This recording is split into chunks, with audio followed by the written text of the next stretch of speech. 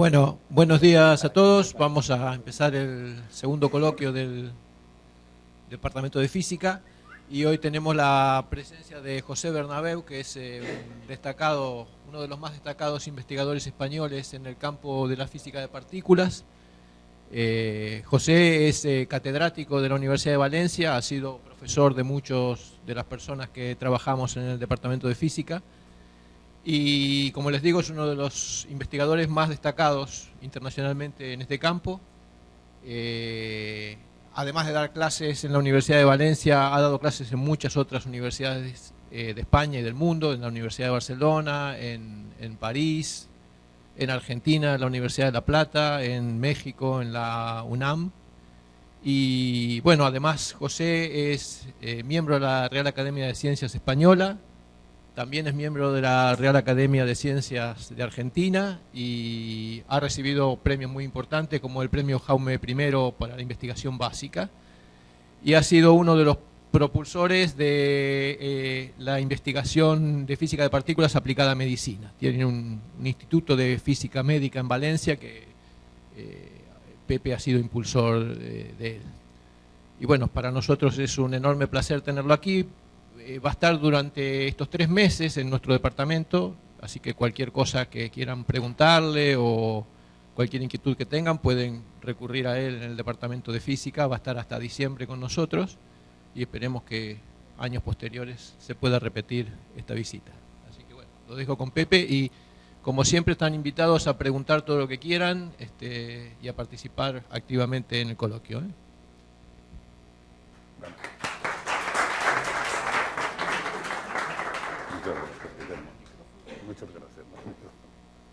Muchas gracias, Guillermo, por la presentación. Buenos días a todos. Y bueno, es un placer estar aquí y agradezco a los organizadores del Departamento de Física de la Universidad de Alicante pues, la oportunidad para hablar de temas que en muchas ocasiones en la literatura pues, van con el nombre de las fronteras de la física. Y yo explicaré aquí, porque no me gusta mucho esa terminología, ya lo primero que voy a hacer es específicamente pues, comentar qué es lo que significa ese punto que a veces se habla de fronteras en el avance del conocimiento. Bueno, las dos conferencias que voy a dar, las dos charlas que voy a dar, están orientadas hacia los campos de la física que corresponden a los extremos, a eso que yo estoy llamando en algún momento fronteras, en un aspecto, y es en la escala de distancias, que ahora comentaré. Hoy, en la escala de distancias más pequeña, la de partículas elementales, el viernes, a la escala de distancia más grande, cuando el universo ya no se observa en términos de objetos cósmicos, sino del universo como tal, como un todo, sin, digamos, lo que se conoce con el nombre de cosmología, por contraposición a astrofísica o astropartículas, que en muchas ocasiones también es utilizado. Efectivamente, lo primero es una explicación de qué es lo que significa, y creo que es oportuno, digamos, para vosotros, pues hablar de lo que en ciencia se llama el avance del conocimiento, cuando nosotros efectivamente damos un criterio de pensar que se ha producido un avance en el conocimiento fundamental de manera significativa. Y bueno, yo he seleccionado, a partir del método científico, de la combinación, digamos, de observación del mundo natural, explicación teórica del comportamiento, en esa combinación primero formulada por Galileo hace 500 años, pues efectivamente yo he seleccionado algunos puntos que creo que son los fundamentales y que quizá pues, un estudiante de física debe tener en mente siempre que se le habla de que ha habido un avance del conocimiento que es relevante. El primero es que si ha habido, digamos, en el campo que se está estudiando, una situación de síntesis, es decir, de poder explicar en determinado tipo de leyes, sean empíricas o sean ya con conocimiento teórico más profundo, pues sintetizar cuál es el conjunto de observaciones que se han hecho. La segunda es, bueno, pues que eso permita no solamente dar una explicación de los fenómenos que han sido observados hasta ese momento, sino que además, cuando se produce la síntesis, hay predicciones, y predicciones en el sentido de una famosa frase histórica de Niels Bohr y Vicky Weisskopf, que decía que en física es muy difícil predecir, sobre todo si hace referencia al futuro. Y bueno, un poco el chiste en eso está de si hace referencia al futuro, porque en la terminología de los investigadores, en muchas ocasiones, meramente porque intentamos explicar un resultado, al escribir un artículo se dice predecir, aunque en muchas ocasiones es posdecir, en el sentido de que es explicar algo que ya es conocido. Bueno, pues muy importante hablar de nuevos fenómenos que es capaz de predecir esa síntesis. Y por último, que sea capaz de englobar distintos campos de la física. La verdadera unificación, que es el sueño fundamental de la ciencia entre los distintos fenómenos, que en algunas ocasiones pues algunos quieren sintetizar como objetivo último de una ley que sea capaz, una ley natural, una ley de la naturaleza, no la ley de los abogados, no la ley jurídica, que corresponda pues a que efectivamente se produce una unificación en la descripción de distintos fenómenos. Bueno, en muchas ocasiones para explicar esos puntos que yo digo ahí, de cómo se produce el avance del conocimiento, utilizo, digamos, una trilogía de gigantes en la historia de la física de los siglos XVI y XVII. La trilogía de Tycho Brahe, Johann Kepler, Isaac Newton. Efectivamente, el primer punto que en muchas ocasiones sucede, no siempre así, pero en la mayor parte de las ocasiones la ciencia avanza desde abajo arriba, decimos. En la terminología anglófila que se utiliza comúnmente, bottom-up. Bueno, desde abajo. Y en muchas ocasiones proviene de un conjunto de datos que ya Rutherford en su momento definía que es, bueno, quizá con una terminología demasiado despectiva, tener meramente la colección de datos que es como una colección de sellos, y eso no dice nada sin más. Pero, sin embargo, puede ser punto de partida extraordinario para que algún otro sea capaz de decir mucho más. Bueno, pues Tycho Brahe fue el astrónomo fantástico que había sido capaz de identificar posiciones y tiempos en el movimiento de los planetas que efectivamente pues tenía ahí. Uno de sus discípulos, Johannes Kepler, fue muchísimo más lejos. A partir de esos datos fue capaz de sintetizar lo que hoy en los libros de física general ya se explica como las leyes de Kepler.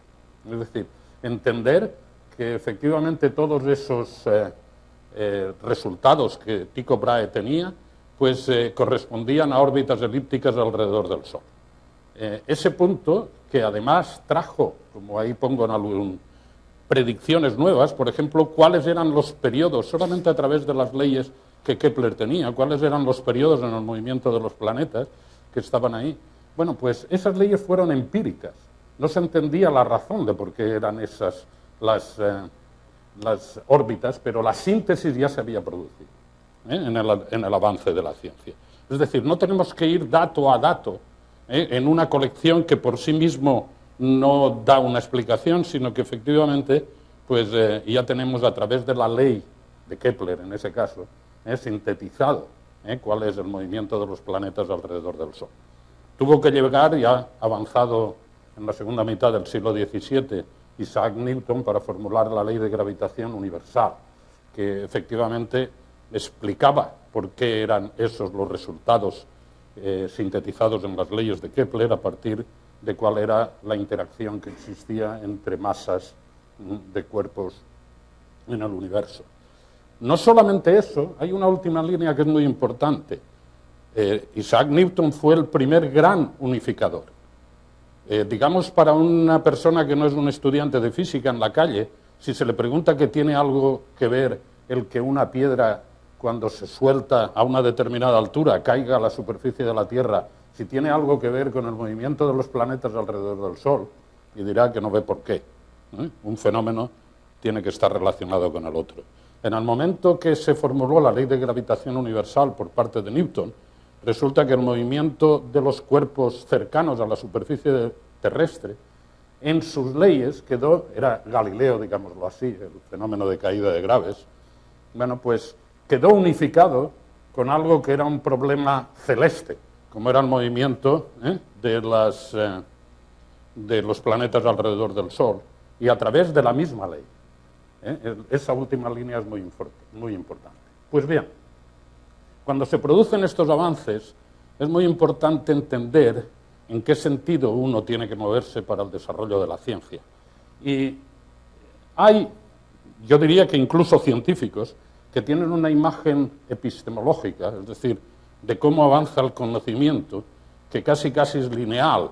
Tienen la imagen de que cada vez sabemos más y por lo tanto hay menos preguntas que hacer. Yo, sin embargo, soy precisamente de la escuela, radicalmente contraria.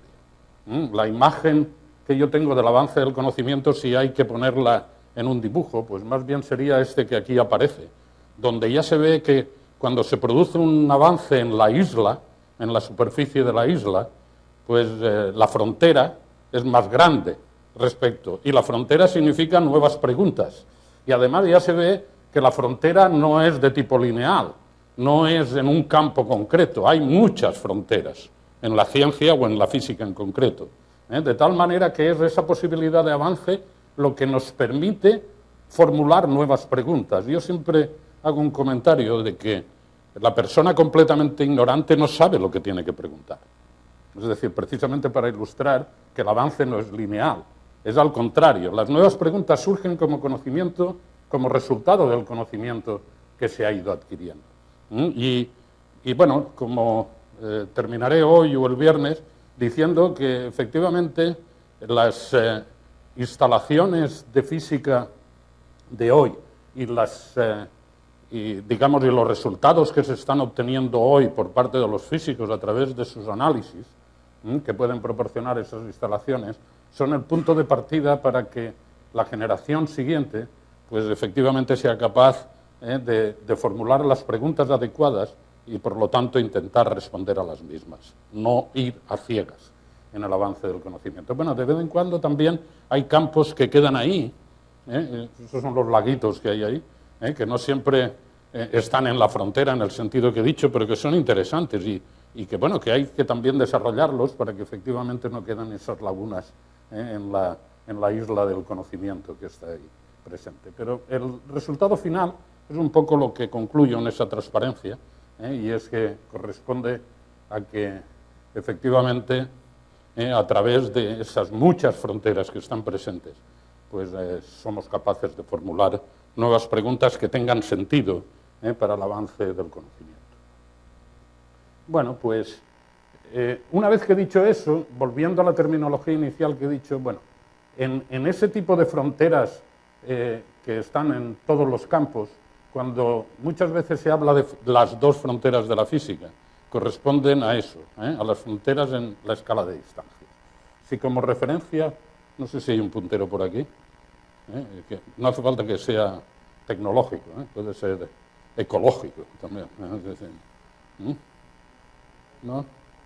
Bueno, en cualquier caso, no creo que haga falta, yo creo que, bueno, y si no me acerco, como me gusta moverme, pues efectivamente si tomamos como referencia, por ahí por el centro está la escala del metro, que es la escala humana, y las ciencias las desarrollan los seres humanos, pues podemos tomar esa escala de distancia del metro como referencia. Yendo hacia la izquierda, bueno, pues estamos observando ahí objetos que tienen, digamos, tamaños cada vez más reducidos. Bueno, ir avanzando hacia la izquierda corresponde a eso que llamamos la estructura de la materia. Queremos conocer de qué está hecha la materia. Y ese es el tema de hoy. ¿De qué está hecha la materia? Ese es el aspecto que tenemos que tener en cuenta. Y bueno, avanzando hacia la izquierda, desde la escala del metro, pues vamos bajando a distintas escalas hasta llegar al átomo. Del átomo a los objetos de la escala del metro, bueno, claro, los físicos de materia condensada, y aquí algunos dirán, hay muchas cosas que aprender, pero hay un punto que yo sí quiero resaltar, porque voy a distinguir entre lo que es del átomo hasta nosotros, que es lo que llamamos la materia agregada, a partir de átomos, en que hay una propiedad que permanece invariable. Cuando hoy voy a hablar de propiedades, no voy a hablar, digamos, los resultados. ¿El de en medio? ¿Cuál es?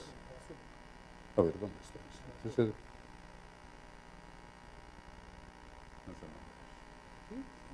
¿Ahí? No, está la rueda. ¿Ahí? Yo creo que no. Bueno, es igual. Ahí. Ah, sí, sí, claro. Sí, claro. Es aquí, ¿no?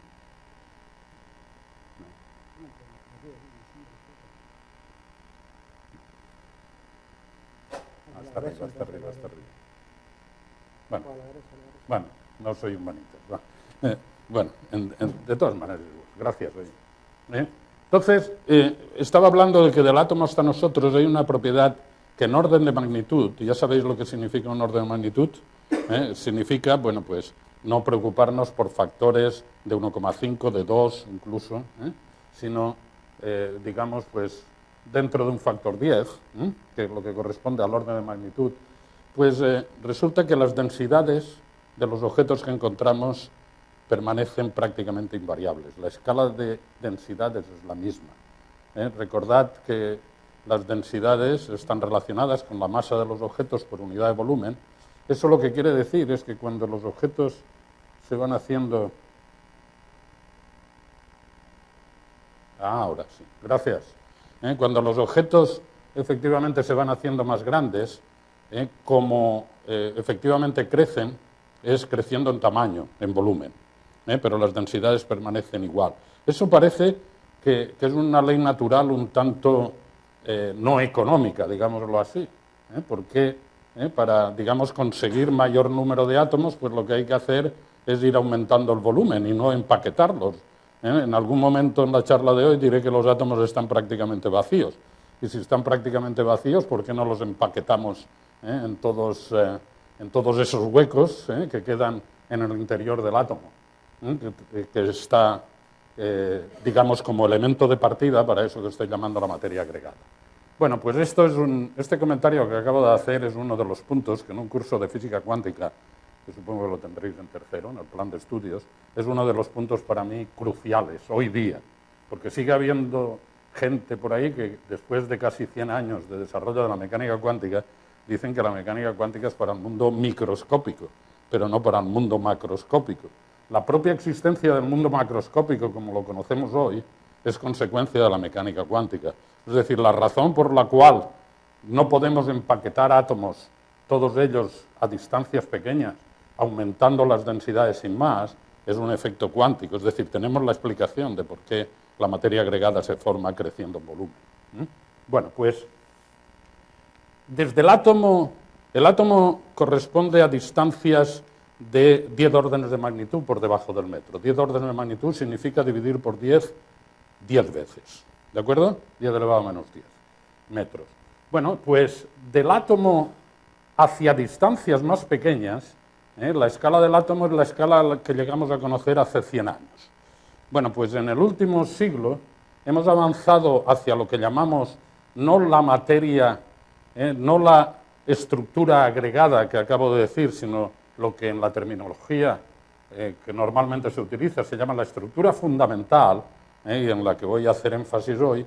Bueno, pues esa de ahí efectivamente es por debajo de las distancias del átomo. Hoy día estamos llegando a explorar distancias de 10 elevado a menos 19 metros. Es decir, casi tantos órdenes de magnitud desde nosotros al átomo, como desde el átomo a las distancias que hoy día ya estamos conociendo. Estamos hablando, cuando digo 10 elevado a menos 19 metros, recordad que es, de nuevo, ir dividiendo por 10 9 veces más en la escala de distancias. Bueno, hacia la derecha hablaremos de eso el viernes, desde la escala del metro, que es a distancias cada vez más grandes. Solo diré que efectivamente para llegar a estudios de cosmología no me tengo que detener en el estudio de la Tierra, del sistema solar, de la Vía Láctea, ni siquiera de galaxias y cúmulos de galaxias, sino que efectivamente tenemos que intentar obtener información, digamos, a todas las distancias viendo el universo como un todo, con las perturbaciones, fluctuaciones, del hecho de que pueda haber distintos astros aquí y allá o galaxias pero eso es un problema distinto del que vamos a abordar el viernes. Ya he dicho que el de cosmología como un todo. Yendo hacia la derecha, hoy día hemos llegado a explorar distancias lejanas hasta 10 elevado a 24 metros, 10 elevado a 25 metros. Bueno, pues el problema de qué están hechas las cosas, de la estructura de la materia que yo estaba diciendo, es decir, avanzar hacia la izquierda en esa imagen que tenemos ahí, es un problema que no es nuevo. Es un problema que digamos, los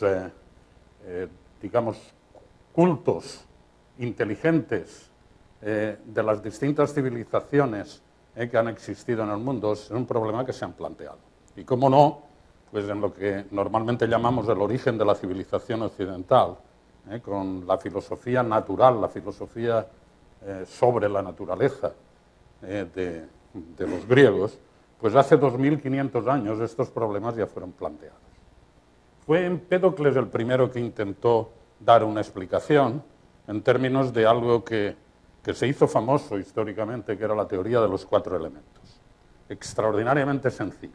Todo, según Empédocles y según el sistema de filosofía natural, pues estaba hecho de esos 4 elementos: fuego, aire, tierra y... ¿cuál me falta? Y agua, efectivamente. En términos de esos 4 elementos se podía explicar todo. Bueno, antes de seguir con otras características que también tenía ese sistema de filosofía natural para explicar el comportamiento de la naturaleza, tengo que decir que es radicalmente falso. Lo que pasa es que bueno, había ahí un ingrediente que no correspondía a un método científico, y es que en la filosofía natural de los griegos era filosofía, es decir, no era ciencia. Era efectivamente un razonamiento, si digamos un método científico bien determinado para ver si efectivamente esa explicación era correcta o no, era una explicación lógica.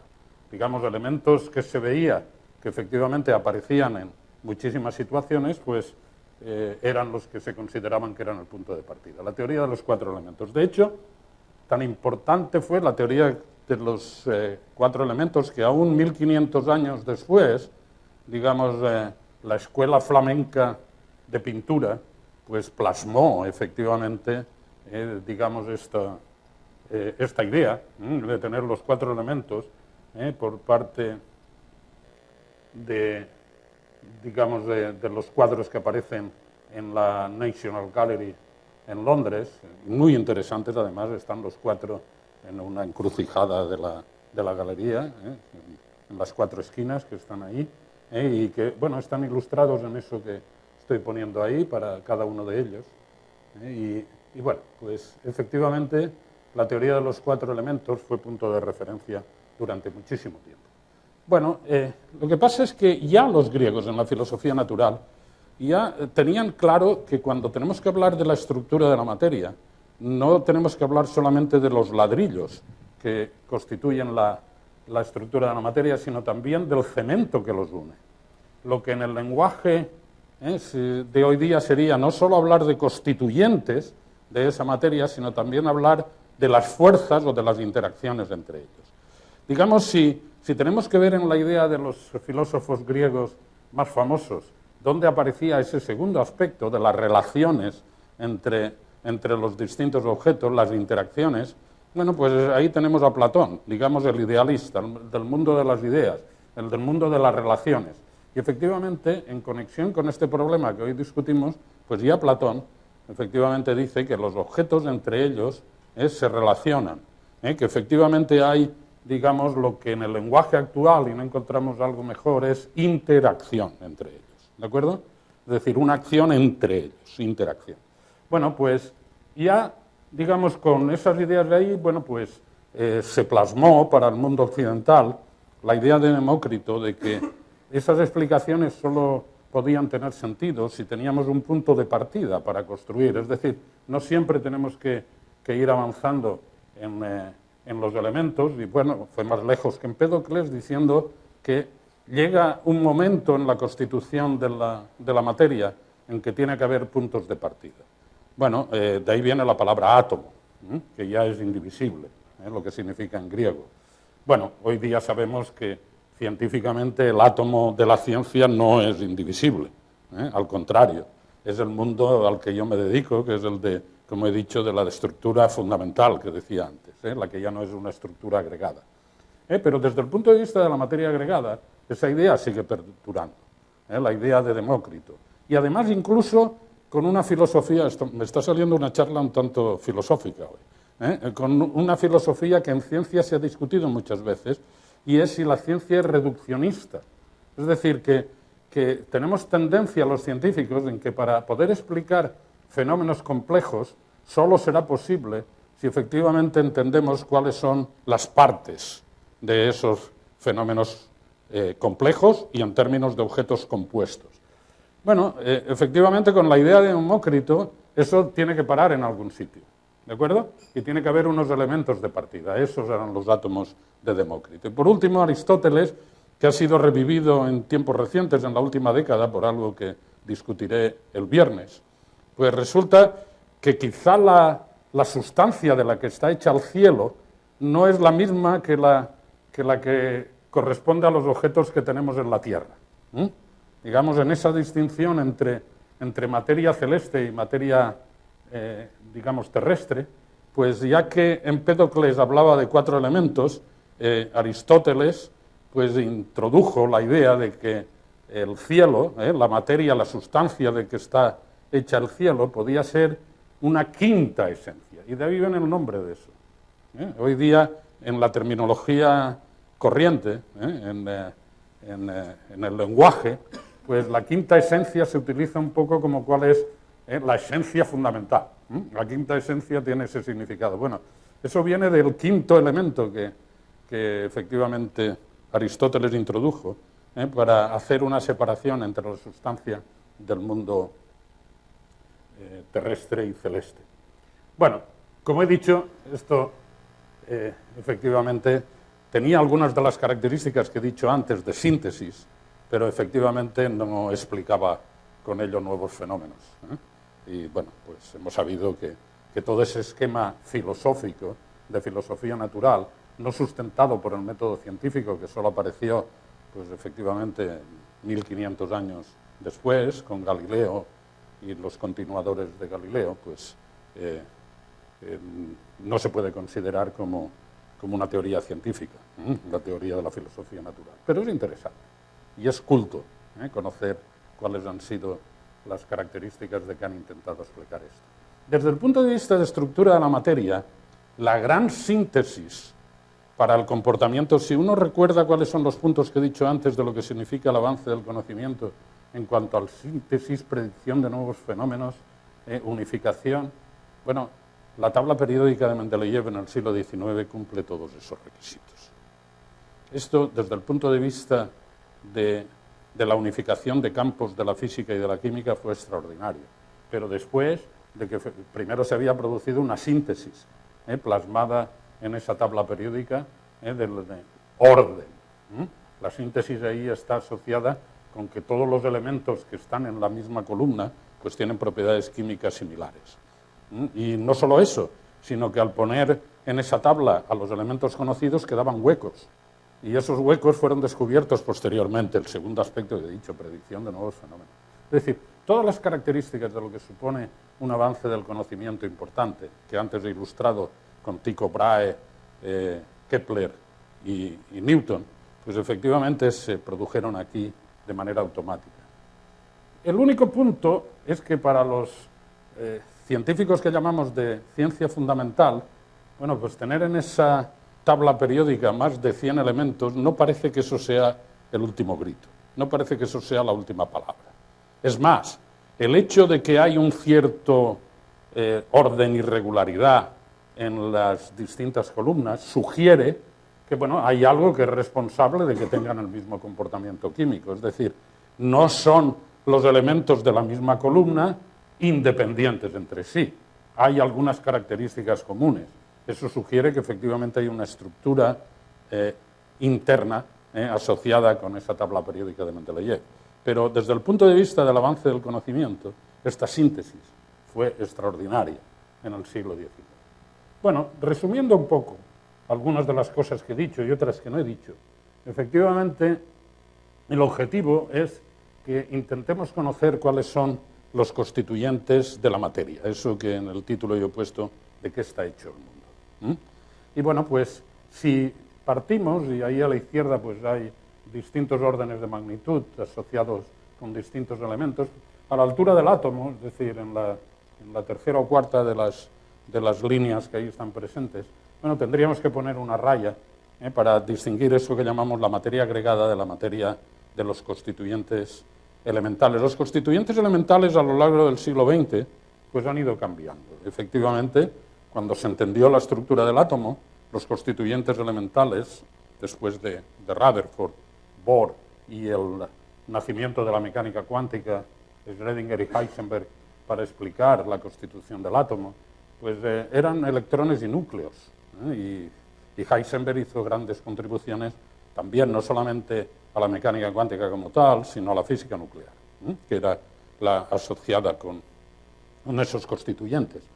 Pero desde los años 30 del siglo XX, pues conocemos que el núcleo es un sistema compuesto, y que el núcleo ya no es elemental, está constituido por otras partículas que, bueno, siguen llamándose partículas porque quizá no tenemos un lenguaje apropiado, como son los protones y los neutrones en el núcleo, y si del átomo al núcleo pues hemos bajado en 4 o 5 órdenes de magnitud, pues los constituyentes de ese núcleo pues tienen, digamos, tamaños, las distancias que son características para ellos son un orden de magnitud más abajo.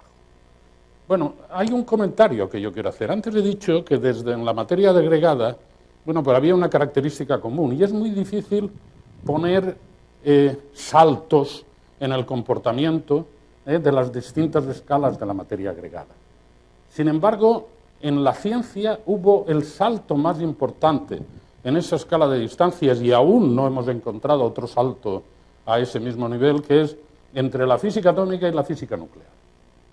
Digamos, hay 4 o 5 órdenes de magnitud que en escala de distancias, que significan 3 dimensiones, pues casi 15 órdenes de magnitud en el tamaño, en el volumen que tiene un núcleo por debajo de lo que es el tamaño típico asociado con los átomos.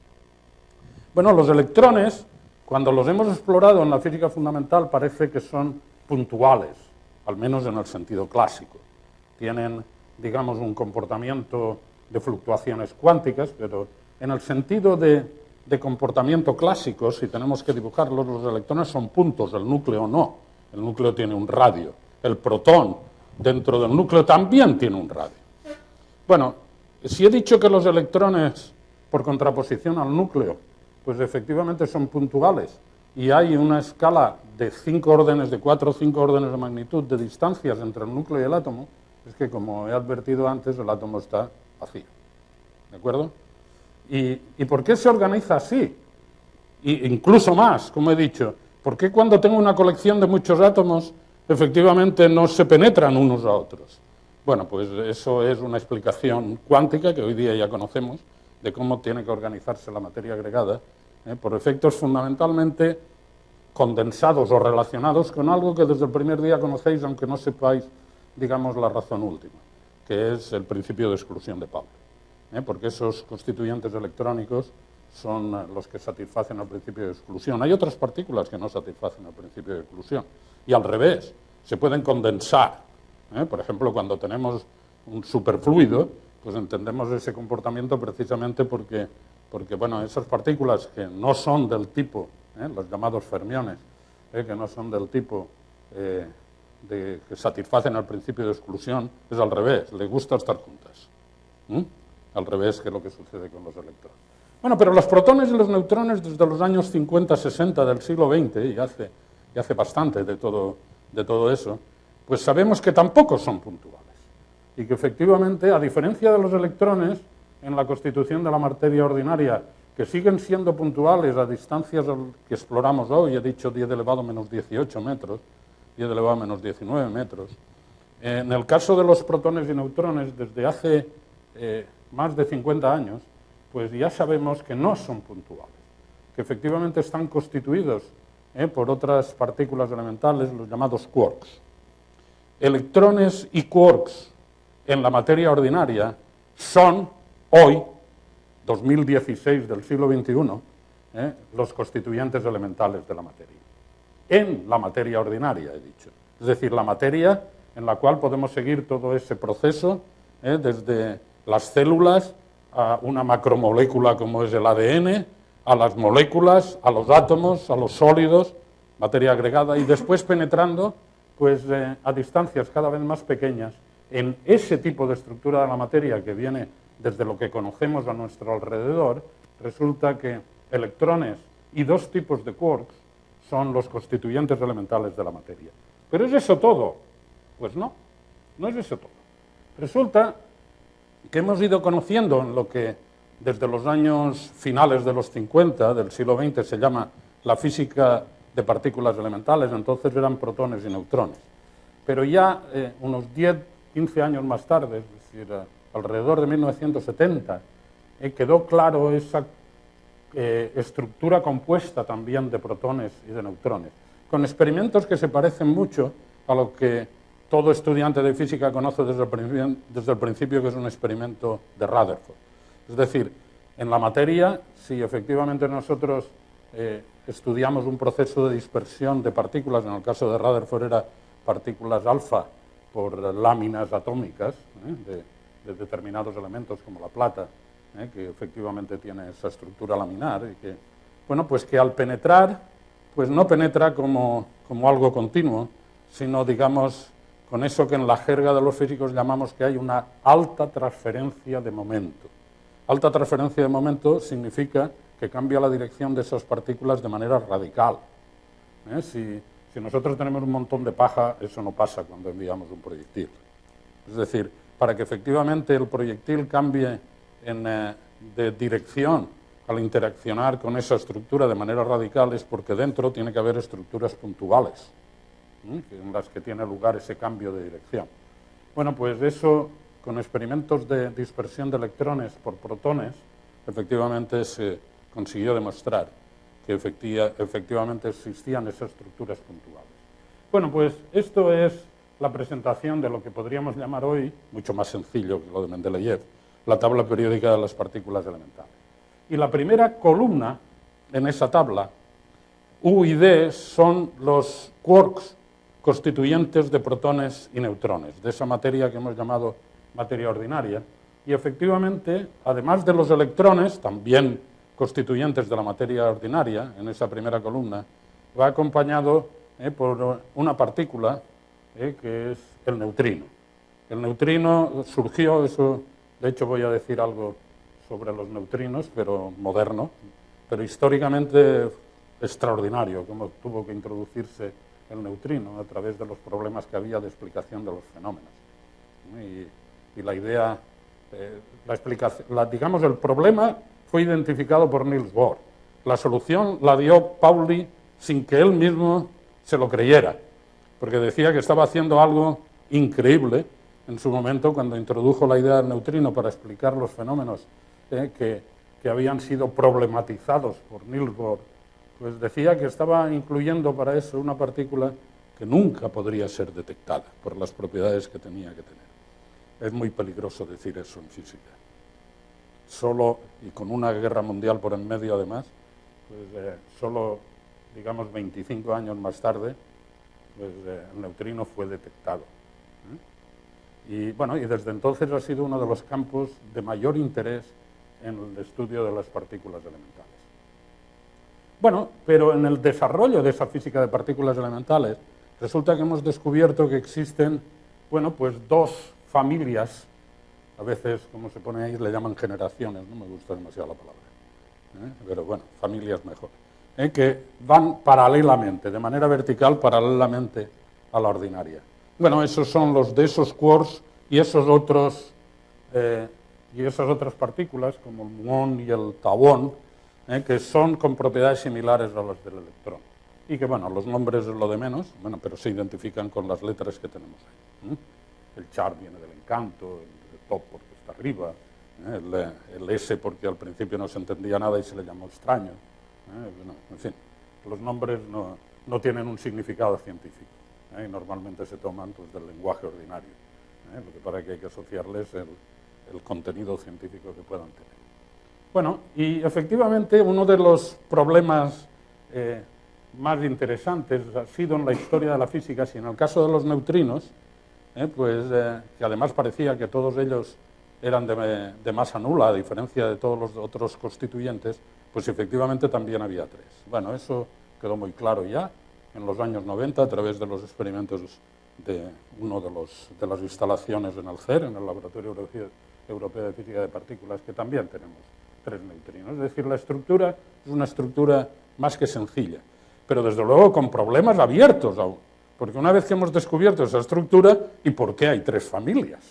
Esto recuerda un poco a veces una de las preguntas que se hacía Kepler después de descubrir sus leyes, ¿no? Que realmente el problema más importante, a lo mejor resulta que estamos como con Kepler, ¿no? Que el problema más importante él no lo había resuelto el movimiento, pero no porque había 7 planetas. Hoy día sabemos que esa pregunta no es una pregunta interesante, es accidental completamente, depende de la cantidad de polvo que había quedado con las fluctuaciones cuánticas de la estructura a gran escala del universo. Y hay sistemas estelares que no tienen planetas, otros que tienen 3, otros que tienen 7, y bueno, y ahora además ya no hay 7. Pero recordad que aún en el siglo XVII, pues el número 7 era bíblico. Y si era bíblico, bueno, sigue siendo bíblico hoy, pero digamos se le hacía caso al número 7, como especial dentro de los otros. Bueno, Kepler estaba obsesionado con eso. Bueno, pues ahora uno de los problemas abiertos que no sabemos aún, en lo que llamamos el modelo estándar de la física de partículas, es por qué hay tres familias. Y bueno, se contesta a ello de una manera, incluso puedo decir, se ha dado un premio Nobel por contestarlo de una manera que no es científica, sino que es constatar un hecho. Y es que resulta que necesito al menos tres familias si quiero explicar uno de los problemas que aún no he explicado. Y es porque el universo actual está hecho de materia y no de antimateria. Lo de antimateria es importante, pero antes de eso quiero comentar no solamente las tres columnas de la izquierda, que son los ladrillos, que decía antes, los constituyentes, sino que además tiene que existir, y tal como lo entendemos hoy, ahora después diré algo sobre ello, bueno, si me queda tiempo, porque, bueno, 10 minutos antes de la hora avísame, porque así reordenaré, porque he comentado muchas cosas de epistemología y de todo eso porque ha venido a cuento, no lo tenía previsto, que lo iba a comentar, pero bueno, yo creo que es interesante. Bueno, pues efectivamente, en la comprensión que hoy tenemos de esa idea platónica de las relaciones entre los objetos, la del mundo de las ideas, de las interacciones, esas relaciones, pues hoy lo entendemos a través de lo que llamamos fuerzas de intercambio. No existen acciones a distancia. Lo que en muchos textos de física general se habla de la tercera ley de la mecánica, que es el principio de acción y reacción, es falso, rotundamente falso. No hay un principio de acción y reacción, eso solo vale para fuerzas de contacto. Solamente cuando hay un contacto entre los objetos y cuando se observa a una escala suficientemente grande que no veo los detalles de lo que está pasando ahí. Es decir, es una aproximación que efectivamente no se puede extrapolar más allá de eso que se llaman las fuerzas de contacto. ¿De acuerdo? Es decir, hoy entendemos las interacciones en términos de que hay mediadores de la interacción. Los campos. Bueno, efectivamente, el campo gravitatorio fue introducido por Newton. Y bueno, nunca observado hasta recientemente en una de sus manifestaciones más importantes. Es que debe haber ondas gravitacionales. Pero en el caso del electromagnetismo, pues desde mediados del siglo XIX conocemos que efectivamente pues, hay un comportamiento del campo. Y el campo es real. En contra de lo que he visto en algunos textos aún del bachiller, espero que no, en textos universitarios, el campo no es una idealización matemática. El campo es una realidad física que transporta energía-momento. No hace falta que diga en términos cuánticos, es evidente, porque está hecho de fotones, sino incluso a nivel clásico. Algo que transporta energía-momento no es un artificio matemático, como sigue diciéndose aún, porque se copian de unos libros de texto elementales en el bachiller hablando así, transporta energía y momento. Y hay reacciones asociadas con la presión de radiación que está ejerciendo sobre los objetos. Bueno, pues esa idea de que efectivamente los campos son fundamentales y en el mundo de la física fundamental, pues siempre tenemos la combinación entre Empédocles y Platón, entre los ladrillos y el cemento que los une, entre los constituyentes elementales de la materia, los leptones y los quarks. Ahora diré por qué están en colores diferentes ahí las dos filas de abajo de las dos de arriba. Y bueno, de cuáles son las relaciones, las interacciones entre esos, y que vienen dados en términos de estos constituyentes cuánticos de los campos. Y por último, bueno, pues como en algún momento me saldrá a lo largo de la charla de hoy, pues a través de esas interacciones tenemos una explicación de por qué hay cargas en la naturaleza responsable de las interacciones.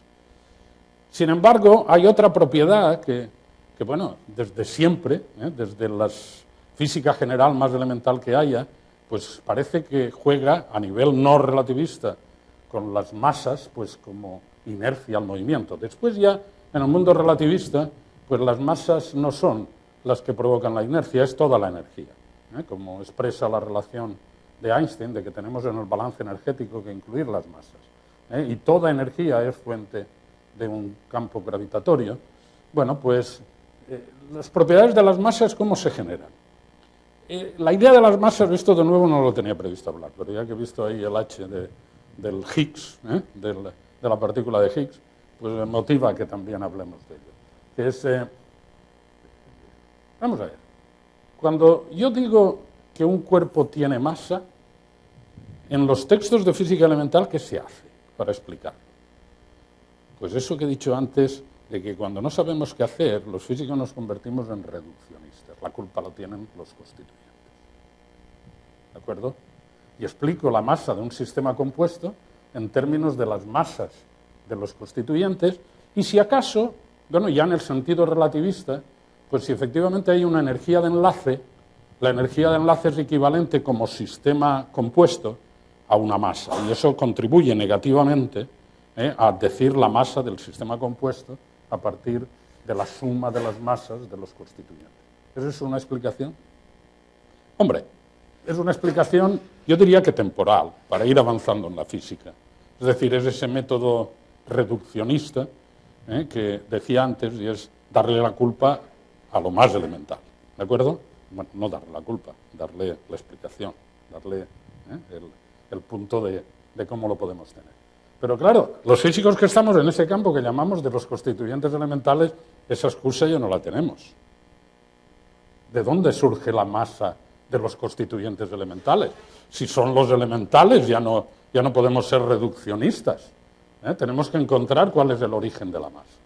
Bueno, y esto ha venido pues a través de un fenómeno extraordinariamente interesante, que bueno, quizá puedo comentar después si tengo tiempo, no lo sé. Bueno, ya no sé dónde tengo que darle aquí, ¿no?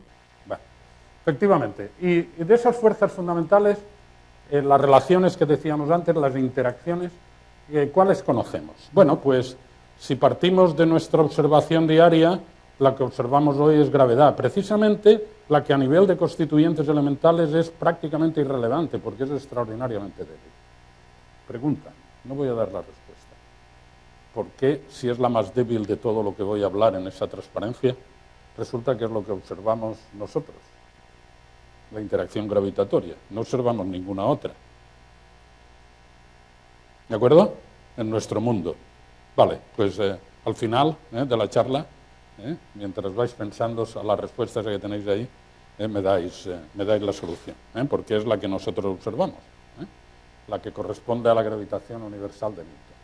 Bueno, de hecho, que existe radiación gravitatoria ha sido demostrado, predicho por la teoría de relatividad general de Einstein desde hace 100 años, y observado explícitamente en un experimento que para el caso electromagnético pues sería equivalente al experimento de Hertz. Maxwell lo predijo, Einstein lo predijo. Electromagnetismo, gravitación.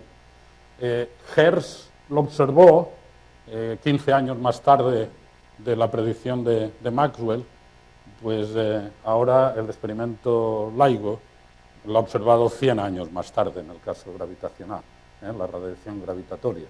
Bueno, la cuestión es si efectivamente podemos entender las propiedades que tiene desde el punto de vista cuántico. Es uno de los sueños en la física fundamental, a pesar de lo que he dicho, de que hasta los desarrollos actuales prácticamente la interacción gravitatoria no forma parte del bagaje de los físicos de partículas elementales, al ser a nivel elemental de esos constituyentes despreciables. Pero bueno, en términos cuánticos deberíamos entender, de la misma manera que entendemos la interacción electromagnética cuánticamente en términos de fotones, pues debería existir el gravitón. Así como hoy sabemos, desde hace un año, rumorología, oficialmente desde el mes de marzo de 2016, con la publicación, pues que efectivamente existe la radiación clásica gravitatoria, sigue siendo abierto el problema de si tiene propiedades cuánticas también esa radiación gravitatoria. Esperamos que sí. Sería extraordinario que la naturaleza nos hiciera un problema tan gordo como intentar entender por qué gravitación no se cuantifica, los problemas de gravedad cuántica. Pero efectivamente hoy día no tenemos ninguna confirmación de ello, y por eso está ahí el interrogante sobre lo que sería el equivalente del fotón en la interacción electromagnética para la interacción gravitatoria, si el gravitón. Bueno, lo que sí sabemos son algunas de sus propiedades. Como la interacción es de largo alcance, cuánticamente pues tiene que corresponder a que intercambio de masa igual a cero, de la misma manera que la interacción electromagnética, que es de largo alcance, el fotón es de masa cero. ¿De acuerdo? Es decir, entendemos muy bien lo que significa la masa como propiedad invariante de las partículas. Y esa no es la misma masa de la que aparece en la ley de Einstein, más que si se introduce en el primer miembro, que no estoy hablando de la energía total, sino que estoy hablando de la energía en reposo de la partícula, cuando hablo de la equivalencia con la masa.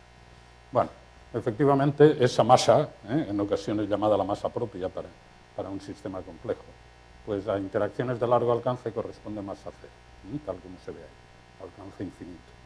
Bueno, además de gravedad y electromagnetismo para explicar las interacciones, cumplen los dos un requisito extraordinario de los que yo decía al principio del avance del conocimiento. Y es que en un caso y otro se produjo una unificación, en un caso que ya he comentado, entre, digamos, el movimiento cercano a la superficie terrestre y el movimiento celeste de los planetas alrededor del Sol.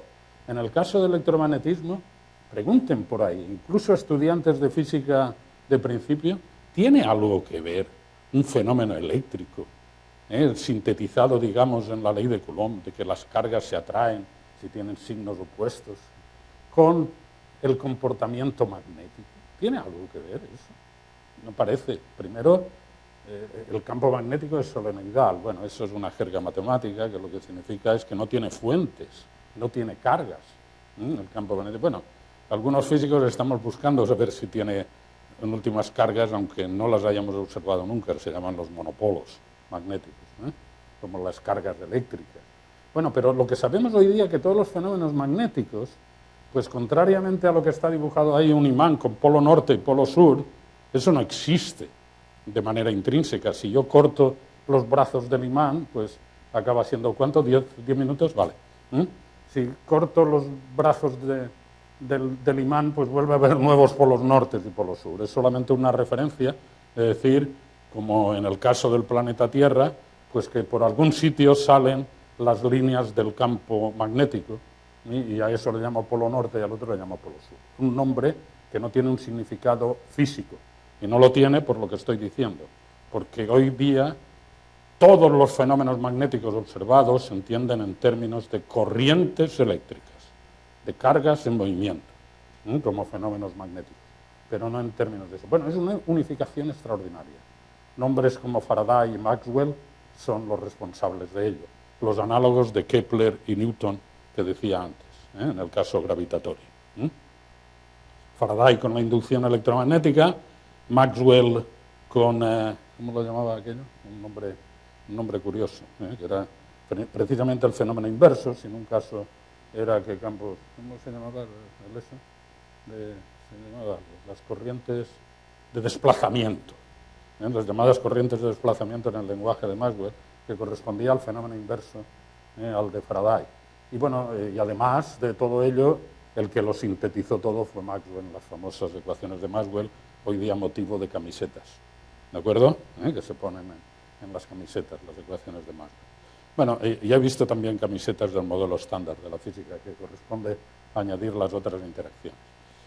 Junto con la interacción electromagnética, desde el último tercio del siglo XX, conocemos que las llamadas interacciones débiles también tienen que ver con las interacciones electromagnéticas, aunque, un poco como pasaba con fenómenos eléctricos y magnéticos, parecen radicalmente distintas. Son las llamadas interacciones débiles, responsables de que algunos núcleos atómicos y algunas partículas, como esos quarks de la segunda y tercera columna, sean inestables y que por eso no los observamos hoy.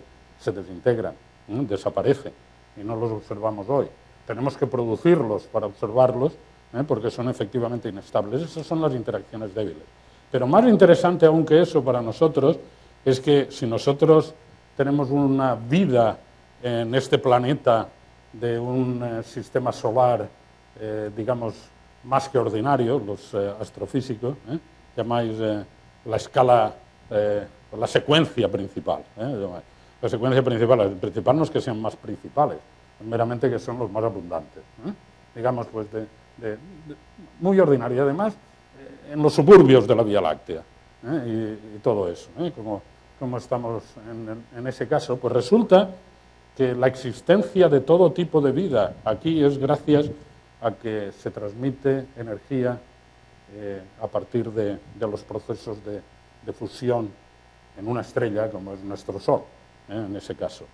Y efectivamente, la manera de cómo se genera esa energía de fusión nuclear intervienen las interacciones llamadas interacciones débiles. Y bueno, desde los años avanzados de los años 80, sabemos que también hay mediadores, y hay de dos tipos. Fijaros que, por ejemplo, en la desintegración del neutrón, pues hay un cambio de carga. El neutrón no tiene carga, el protón tiene carga. El mediador tiene que ser cargado. Ese es el W cargado, que está ahí como mediador. Sin embargo, con las interacciones de neutrinos, que son de interacción débil, como por ejemplo, pues eso, en las reacciones de fusión que aparecen en el Sol, pues no hay cambio de carga. Neutrino inicial, neutrino final. Bueno, pues efectivamente hay un mediador también en las interacciones débiles que no tiene carga, es del Z. Contrariamente a los anteriores, estos mediadores son muy masivos.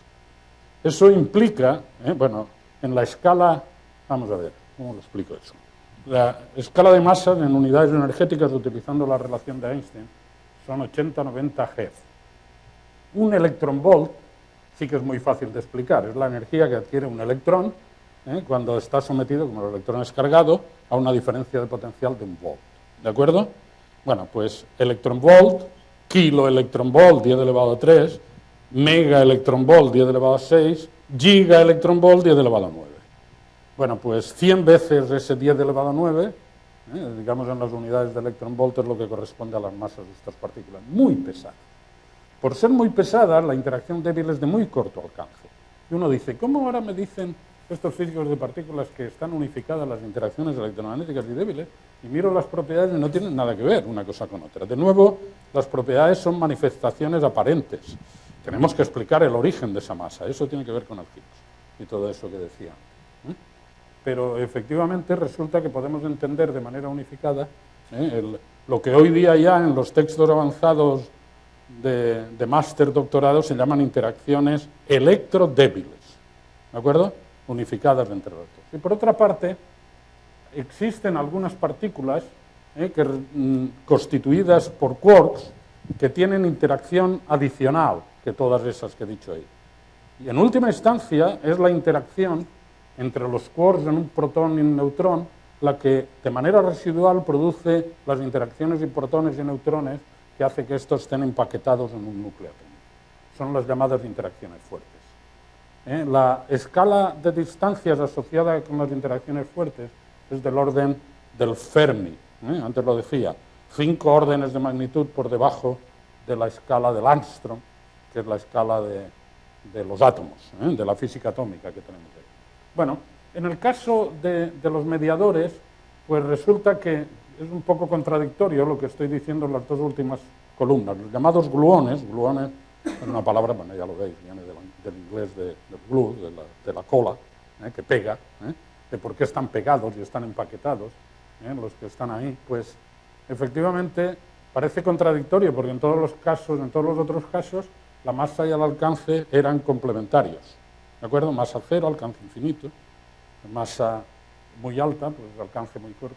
Aquí estoy diciendo que los gluones son de masa cero y sin embargo las interacciones fuertes tienen un alcance finito, desde luego mucho más largo que el alcance de las interacciones débiles, ya se ve ahí, por 2 o 3 órdenes de magnitud en el alcance, pero es finito, es un alcance que llega suficientemente lejos en la escala, digamos, de los llamados hadrones o de los núcleos atómicos.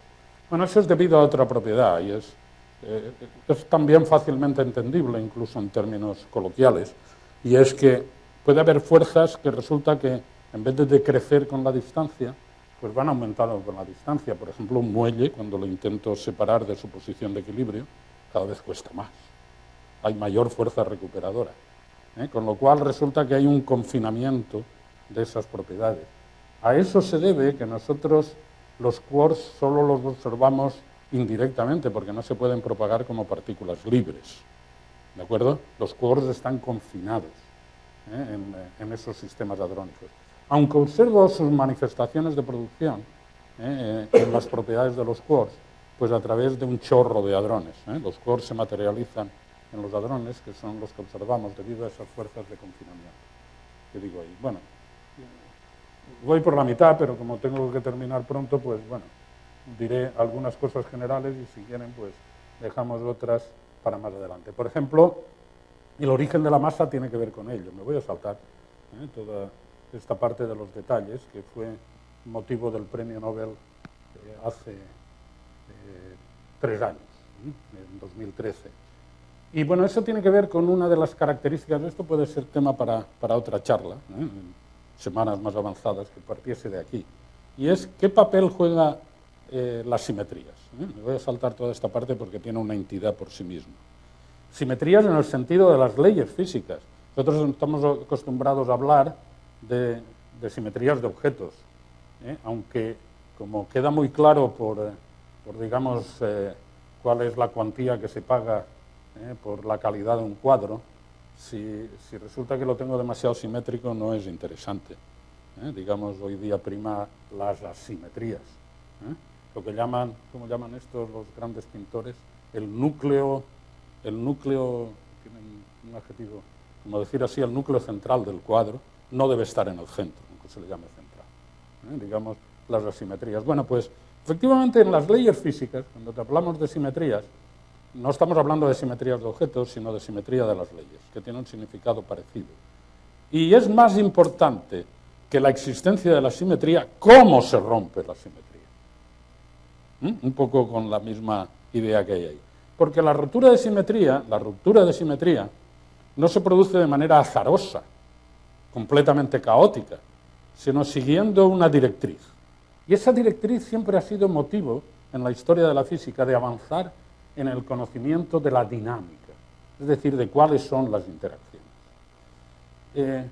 Solo diré una cosa, y quizá esto pues, puede ser motivo de hablar de simetrías de las leyes, que es un punto muy interesante, cosa que no viene normalmente en los cursos elementales, al menos en los 3 primeros años, cuando se habla de simetría de leyes físicas. Sin embargo, es un gran capítulo en el libro de Lectures of Feynman, cuando tiene que hablar de las simetrías de las leyes físicas. Ya a nivel elemental se puede hablar de todo ello. Bueno, pues efectivamente resulta que en muchas ocasiones tenemos propiedades que han sido explicadas por la existencia de una simetría y tradicionalmente pues venía primero porque como no sabía cuál era la dinámica, pues observar una simetría produce regularidades y al menos podíamos seguir avanzando en el conocimiento a través de la regularidad. Era un poco como Mendeleev, ¿no? Yo no sé la razón por la cual todos los elementos de una misma columna, en tiempos de Mendeleev, efectivamente tenían propiedades químicas similares, pero conseguía explicar y predecir nuevos comportamientos solamente con la simetría que tenía presente ahí. Bueno, esto tuvo un cambio radical alrededor de los años 70 del siglo XX en la física de partículas. Y ha sido a la inversa, que resulta que entendemos las interacciones, incluyendo una interacción tan clásica como el electromagnetismo, no como normalmente se presentan los libros de física, y no solamente en física general de vuestro curso, sino incluso más avanzados, sino como consecuencia de la existencia de una simetría que yo quiero imponer, tiene que existir un campo electromagnético interaccionando con las cargas, como consecuencia de la simetría. Eso es fundamental y ha sido además el punto de partida para eso que llamamos el modelo estándar. Pues eso que acabo de decir ahí, y paso todas estas transparencias, cuando quieras, Guillermo, me dices 2 minutos. Bueno, pues efectivamente es lo que produce eso que estamos diciendo de las posibilidades. Y ha sido posible, pues gracias a que existe y entender el origen de la masa a través de un proceso de ruptura de simetría, porque bueno, en Europa, donde tenemos catedrales, también tenemos una catedral de la ciencia. No sé lo que ha pasado ahí, he apretado algo que no era. ¿No? ¿Qué tengo que hacer? A ver. Mira a ver cómo se quita eso. Sí, porque no me deja ahora hacer otra cosa. Tengo que cerrar. Arriba. Vale. Bueno, pues efectivamente porque existe este acelerador en una catedral científica en Europa. Esa catedral científica es efectivamente el Laboratorio Europeo de Física de Partículas, el CERP. Ese laboratorio instalado en Ginebra, simbólicamente sobre la frontera entre Francia y Suiza, para indicar, digamos, el punto de internacionalidad y que empezó pues desde 1954, mucho antes de que incluso existiera en Europa incluso esos tratados del carbón y del acero que ya vinieron a finales de los años 50. Es decir, la Europa científica unificada existe desde mucho antes. Lo que ha sucedido a través de esa gran idea, y uno podría pensar si se trasladara de manera correcta a una estructura política en Bruselas, y no lo que tenemos ahora, pues Europa se ha convertido en el centro mundial de la física fundamental a través de este laboratorio. Desde finales de los años 80, como por ejemplo Steinberger ha ilustrado, físico americano, que se fue al CEP, Premio Nobel de Física, por propiedades de los neutrinos, pues hay en ese campo más físicos americanos viniendo a Europa que la inversa. Bueno, pues efectivamente ahí se dice que las propiedades son las del Higgs y que se ha entendido pues a través de ese fenómeno de ruptura de simetría. Dejadme que diga un par de cuestiones sobre esas partículas que efectivamente en muchas de las ocasiones decimos que no podemos detectar. Bueno, pues se puede detectar, pero es difícil detectar. Pero resulta que a diferencia de los otros constituyentes elementales de la materia, son neutros y solo tienen interacciones débiles. Es decir, ni tienen interacciones electromagnéticas y además son de esas dos últimas filas que no tienen interacciones fuertes en la estructura, son los neutrinos. Las propiedades de los neutrinos son en muchos aspectos aún un misterio. Conocemos muchas propiedades de ellos y una que es extraordinaria desde el punto de vista de fantasmagoría, digámoslo así, es que cambian de naturaleza, meramente dejándolos libres y propagarse. Son las llamadas oscilaciones de neutrinos. Neutrinos se producen, por ejemplo, en las interacciones de los rayos cósmicos con la atmósfera, y están atravesándonos a nosotros, y bueno, a través de esas partículas de la segunda familia que llamamos los muones. Cuando se producen en las interacciones de esos muones, los muones se desintegran dando neutrinos. Y el detectarlos tiene que ser que eliminemos esos muones, porque los muones son cargados. Los muones que tenemos de la radiación cósmica, pues si ponemos la mano en horizontal, tenemos un muón por mano por minuto, ¿de acuerdo? Típicamente. Bueno, pues no, muón por mano, no, por mano por segundo, ¿de acuerdo? Si es por mano, que típicamente en unidades de superficie pues sería de los 10 centímetros cuadrados o algo así, como orden de magnitud o algo más. Bueno, pues efectivamente. Bueno, pues los neutrinos son producidos en distintas reacciones. Y tenemos neutrinos atmosféricos, los que acabo de decir, o los neutrinos que antes he comentado, que participan en la generación de energía por parte del Sol. Con esa generación de energía por parte del Sol se producen neutrinos, se llaman los neutrinos solares.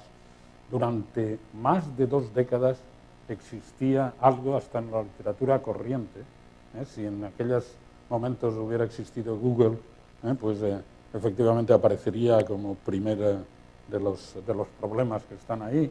Se llamaba el problema de neutrinos solares, que estaba para entender las propiedades de lo que tenían. Al final todo eso fue explicable en sus propiedades por eso de que las 3 familias de neutrinos, las 3 especies de neutrinos, efectivamente el que va con el electrón, el que va con el muón y el que va con el tauón de partículas cargadas, tal como se indica en ese triángulo, resulta que se mezclan entre ellos.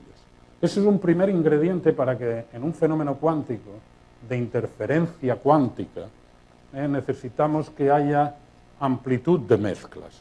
Bueno, supongo que ya, como aspirantes a físicos, ya sabéis que siempre que yo hablo de interferencia es porque no hablo de intensidades, hablo de amplitudes, ¿de acuerdo? Y que todo fenómeno de interferencia es que si la intensidad de una radiación se obtiene por el cuadrado de la amplitud, pues resulta que cuando tengo 2 alternativas, pues el cuadrado de A más B no es lo mismo que la suma A cuadrado más B cuadrado.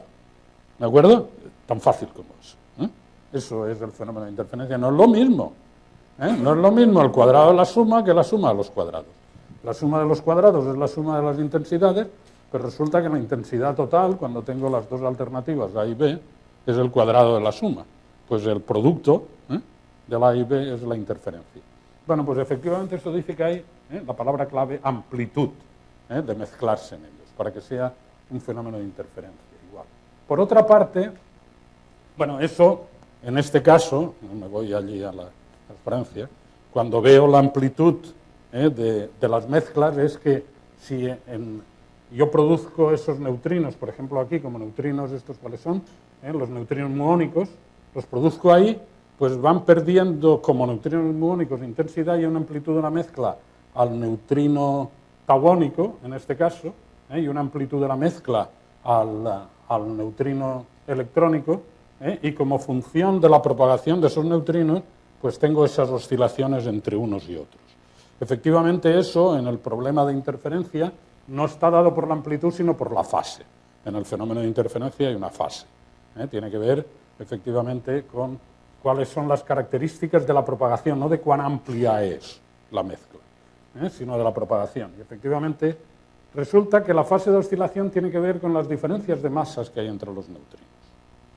Hemos observado oscilaciones, hemos observado esas fases, ergo, los neutrinos tienen masa. Lo sabemos desde hace 10 años, contrariamente a lo que dice el modelo estándar de la física de partículas, de que efectivamente los neutrinos deberían ser sin masa, contrariamente a los otros constituyentes elementales de la materia que hemos dicho. Lo que sucede es que esas masas son tan pequeñas que no puedo observar directamente esa masa más que por estos fenómenos sutiles de interferencias. Ya sabéis que las interferencias, ese doble producto que decía antes, permite llegar a una precisión extraordinaria en muchos fenómenos que por observación directa de los mismos es imposible. Hoy día ni siquiera sabemos aún cuál es la escala absoluta de masas de los neutrinos. Sabemos que está por debajo del electronvolt. La partícula más ligera de toda la tabla periódica de antes es el electrón. Y la escala, medida en unidades de energía, está en el mega electronvolt. Y aquí estamos por debajo del electronvolt, cuando hablamos de esas masas. Hay 7 u 8 órdenes de magnitud que hay entre todos los demás constituyentes de los neutrinos. Los neutrinos son especiales.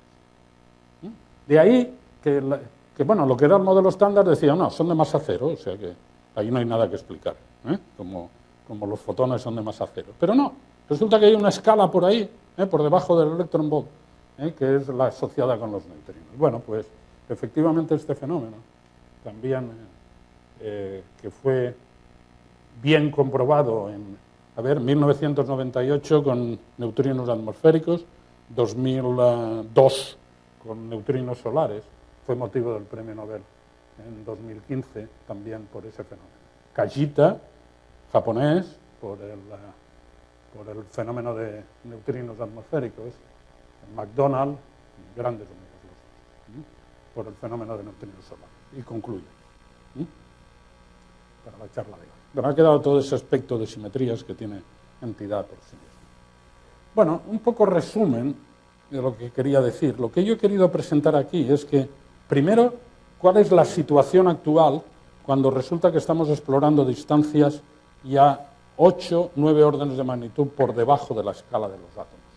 Bueno, todo eso va condensado en eso que llamamos el modelo estándar de la física de partículas, y aunque no he desarrollado la idea, pues tiene que quedar para vosotros de que entendemos esa estructura teórica de lo que llamamos el modelo estándar en términos de principios de simetría, y la simetría básica es una simetría de esas que ya conocemos en el electromagnetismo, de ese tipo, no digo que sea la misma, pero de ese tipo que llamamos las simetrías de Higgs. Bueno, pues por otra parte quedaba el problema de cuál es el origen de la masa, tiene que ver con lo del bosón de Higgs. Por otra parte tenemos propiedades de los neutrinos y cuál es el origen de su masa.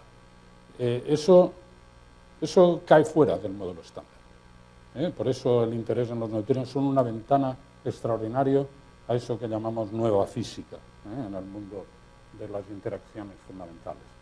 También hay un problema que cae fuera del modelo estándar, al menos de momento. Quizá tenemos las ideas clave, pero no. Todo lo que observamos en el mundo microscópico es que hay una situación paralela entre materia y antimateria. Efectivamente, salvo los neutrinos, que no sabemos si tienen alguna carga, no tienen carga eléctrica, pero es una de las propiedades que no conocemos aún, si tienen otro tipo de carga. Eso va por ahí con el dilema entre que sean partículas de Dirac o de Majorana, si veis en algún sitio. Excepto quizá para los neutrinos, le pongo el quizá, todas las demás constituyentes elementales tienen carga. Por lo tanto, según un lema de la física fundamental, todo aquello que es posible tiene que ser realizado en la naturaleza, pues la carga opuesta corresponde a la antimateria, a las antipartículas. ¿De acuerdo? Bueno, si nosotros tenemos un mundo simétrico entre partículas y antipartículas, ¿por qué el universo actual, en la evolución de la cual hablaremos el viernes, resulta que ha dejado un universo ahora, donde no vemos la antimateria por ningún sitio? Bueno, hay una poca, contrariamente a esa película que ha habido por ahí con botellas de antimateria, hay una zona del CERN, que es fantástico, bueno, los físicos también tienen humor, en eso, que pone un cartel enorme allí que dice fábrica de antimateria, ¿de acuerdo? Bueno, fábrica de antimateria, cuando se dice eso, es para conectar con el mundo de la materia agregada. Es decir, hasta hace poco habíamos observado antipartículas, es decir, los constituyentes elementales de la antimateria, pero no habíamos conseguido fabricar antihidrógeno, es decir, un sistema ligado, como es hidrógeno de electrón y protón, pues un sistema ligado de positrón y antiprotón, ¿de acuerdo? Es decir, antihidrógeno, es decir, materia agregada, no materia agregada, antimateria agregada, iba a decir materia agregada de antimateria, pero no, materia agregada de antipartículas, antimateria, ¿de acuerdo? Bueno, ¿y por qué en el universo actual no lo vemos eso? Si el mundo es simétrico, materia-antimateria. Bueno, eso es uno de los problemas abiertos y muy interesante, la llamada asimetría materia-antimateria en el universo. Sabemos cuáles tienen que ser las condiciones, pero el modelo estándar no las cumple. Pero sabemos cuáles tienen que ser para que en la evolución del universo haya habido una transición de fase que nos haya dejado el universo actual como lo conocemos hoy. Bueno, después, ¿qué más cosas hay por aquí? Bueno, el viernes veremos que también hay otras cosas en el universo, materia oscura, quinta esencia de Aristóteles y cosas de ese tipo que tampoco están en el modelo estándar. Bueno, ¿eso qué quiere decir? Eso quiere decir que ahora no solamente tenemos una síntesis con el modelo estándar, recordad lo que he dicho al principio de la charla de hoy, sino que hemos explicado nuevos fenómenos, sino que nos han quedado problemas abiertos. Y digamos, el avance del conocimiento se produce porque con esos problemas abiertos ahora estamos identificando las preguntas. El LHC, lo más importante que hará en el futuro en el GER, no es ya descubrir esa nueva física si la hay, más allá del descubrimiento del bosón de Higgs, sino identificar cuáles son las preguntas para el futuro, como lo que estoy diciendo ahí. Y el futuro son ustedes. Muchas gracias.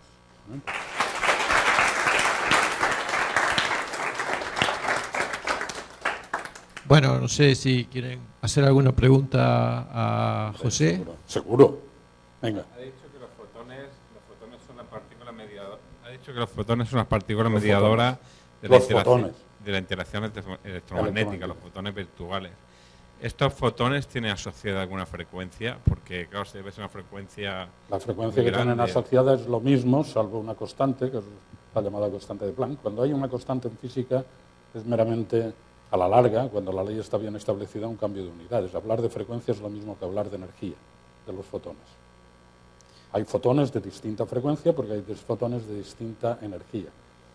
Lo que suele suceder es que la característica de energía se aplica en el lenguaje ordinario a partículas, fotones, mientras que cuando hablamos de frecuencia se aplica a fenómenos ondulatorios, como lo que he dicho ahí. ¿Cuál es la frecuencia? Tiene que ver con el comportamiento temporal pues, de una oscilación. Bueno, de todas maneras conocemos cuál es la relación entre la frecuencia y la energía, y hay fotones de distinta frecuencia, distinta energía. Es decir, si uno mira el espectro electromagnético desde las ondas de radio a los rayos gamma, pues corresponde a eso, a que los fotones tienen distinta frecuencia, distinta energía. Pero son los mismos tipos de fotones con distinta energía. Todos ellos de masa nula. Pero son fotones con una frecuencia menor que la menor de la conocida o mayor que la conocida. No, todos los fotones, vamos a ver, pueden ser desde energía cero hasta energía infinita. El espectro es continuo, el espectro electromagnético, el espectro de frecuencias. ¿De acuerdo? Lo que pasa es que, bueno, según el campo de estudio, pues a trozos, a paquetes, pues les llamamos de una manera o de otra. Los de más baja energía, baja frecuencia, ondas de radio. ¿De acuerdo? Después, televisión. ¿Cuál es la siguiente? Microondas, infrarrojos, visible. El ojo humano es un detector de fotones. Es que yo he leído que estas frecuencias no son medibles, porque como cumple... ¿Cómo que no son medibles? Asociada al principio de incertidumbre. ¿Cómo que no son medibles? ¿Cómo que no son medibles? Son perfectamente medibles estas frecuencias. Cuando los fotones llegan a un detector, digamos, apropiado, para los fotones tenemos tac, tac, tac, tac, aquí y ahora, y con una energía bien definida. Los virtuales también. Los virtuales, los fotones virtuales. Vamos a ver, los virtuales es otra cuestión, que es los fotones virtuales es diferente de la radiación. Los fotones virtuales como mediadores de la interacción, efectivamente, los fotones virtuales pueden intercambiarse, bueno, a veces se dice no conservando la energía o meramente la virtualidad en un lenguaje, digamos, más consistente con relatividad especial, es que efectivamente la virtualidad se manifiesta, es que aparecen como si tuvieran masa. Y entonces, bueno, puedo traspasar el concepto de masa o de energía. Efectivamente hay una relación. ¿Por qué? Pues porque hay una relación de incertidumbre, energía-tiempo, y como el tiempo de interacción no es lo mismo que radiación, que es a todo, sino en el caso de la interacción, pues en el tiempo de interacción hay una incertidumbre energética para ello. ¿De acuerdo? Sí. Si se refería a los fotones virtuales, sí, utilizando esa incertidumbre, sí.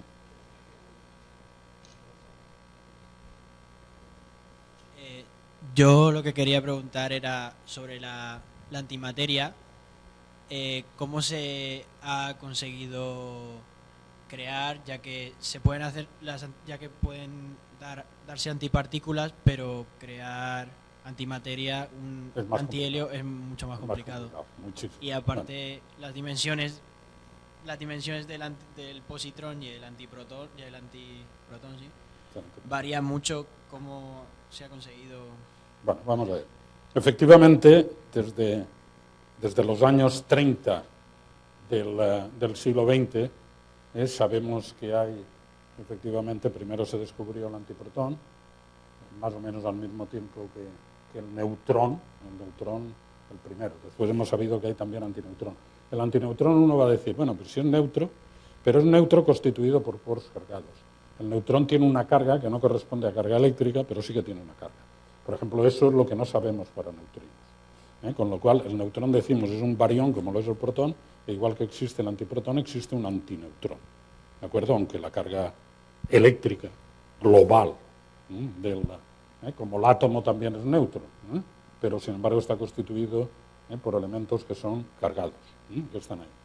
Bueno, después hemos ido observando en los laboratorios de física de partículas, no solo en hacer, todos aquellos que tienen energía suficiente para crear esas nuevas partículas, pues efectivamente son capaces de crear las antipartículas correspondientes.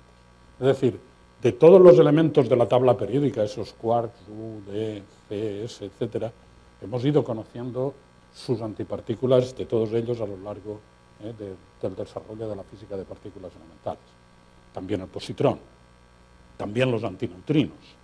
Lo que pasa es que los antineutrinos dicen, bueno, si hay antineutrinos porque tienen carga, aunque no sea la carga eléctrica.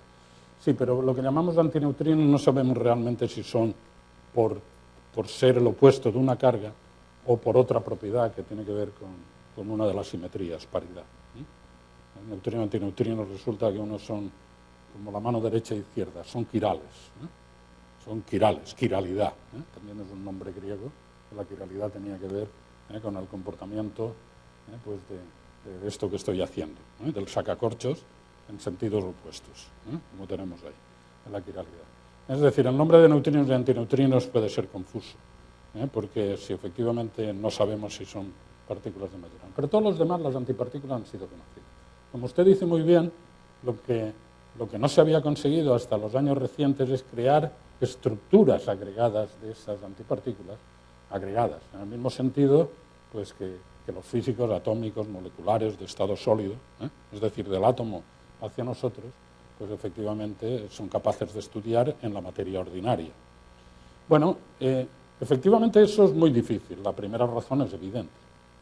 Si la antimateria, como resulta que son cargas opuestas con la materia ordinaria, se encuentra con la materia ordinaria, que es muy sencillo, se aniquila. ¿De acuerdo? Ese fenómeno de aniquilamiento, además, está más que aplicado, incluso para la salud. Los famosos PET de imagen médica, pues están basados en eso, en que efectivamente nos ponen lo que se llama un marcador, que es un isótopo radioactivo que emite positrones. Y claro, como lo tenemos dentro y estamos llenos de electrones, inmediatamente se aniquilan con electrones esos positrones y emite radiación. Y lo que se ve fuera, en la imagen médica, lo que se detecta fuera, la imagen es muy fantástica, es no invasiva. Nos miran fuera y tienen que saber lo que hay dentro. Ahora haré un comentario sobre eso. Y bueno, pues efectivamente se aniquila. Claro, me quedo sin poder fabricar la antimateria. Esa es la dificultad. Bueno, ¿eso qué quiere decir? Que lo primero es conseguir vacíos extraordinariamente altísimos, del mismo orden de los que es necesario tener en el tubo de un haz como el del LHC, que también para tener el haz, que sea verdadero haz, haz significa colimado, dirección bien definida, que efectivamente no quede por allí alguna molécula dentro del tubo del haz, porque eso con las colisiones, lo que decía antes de Rutherford, nos cambia las direcciones, y yo quiero el haz colimado. Es decir, como el CER ha conseguido desarrollar para las más altas energías ese tipo de vacíos, esos vacíos son los que son necesarios utilizar también para que la antimateria no se encuentre con materia. ¿De acuerdo? Y además, bajarla a energías. Nosotros producimos la antimateria en procesos de colisión, por lo tanto son energías. Tenemos que frenarla. Porque solamente cuando se frena es capaz de aglutinarse en un estado ligado. Yo quiero formar bajas energías. Eso lo comentaré bastante el viernes, cuando decimos cómo se formó en el universo hidrógeno. ese hidrógeno que tenemos de punto de partida, lo más abundante en el universo. Bueno, no existía al principio del universo hidrógeno. ¿Qué hubo también? ¿Los físicos que crearon el hidrógeno? No, lo hizo el propio universo. Lo hizo el propio universo por una manera que era frenando. Entonces es capaz de ligar. Bueno, eso es lo que ha sido posible en estas fábricas de antihidrógeno en hacer. Y se estudian las propiedades sobre todo porque queremos saber a muy alta precisión si el comportamiento de materia y antimateria es exactamente el mismo, si existe una simetría en la ley que conecta materia y antimateria. Y si esa simetría se traslada no solo a nivel de los constituyentes, de las partículas de antimateria, sino también con los sistemas agregados, con antihidrógeno que se tiene. Pero es muy difícil, muy difícil. Realmente es uno de los grandes éxitos de una de las secciones del CERN, que no es precisamente en el límite de las altas energías, al revés, tenemos que frenar las antipartículas para que puedan formar la antimateria agregada. Bien.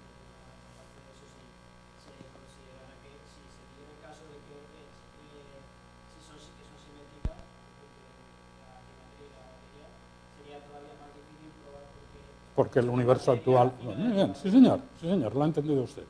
Enhorabuena, efectivamente.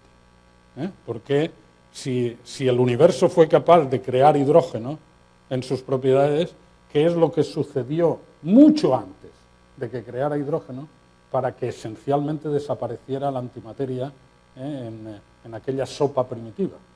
Porque, digamos, la materia agregada en el universo que hoy conocemos, desde el hidrógeno, el elemento más abundante que tenemos, hasta, digamos, los sistemas compactos, agujeros negros, que ya sabemos que existen a través de esa observación de las ondas gravitacionales. Ya lo sabíamos antes, pero de manera indirecta.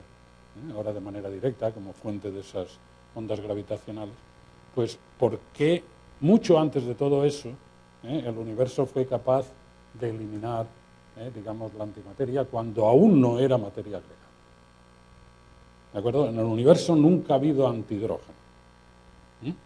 Digamos, esa asimetría de la que he hablado ahí entre materia y antimateria en el universo tuvo que producirse, eso sí que lo sabemos muy bien, mucho antes de la formación de hidrógeno, que, bueno, ya adelantando algo del viernes, pues ocurrió 380.000 años después del Big Bang, después del origen del universo.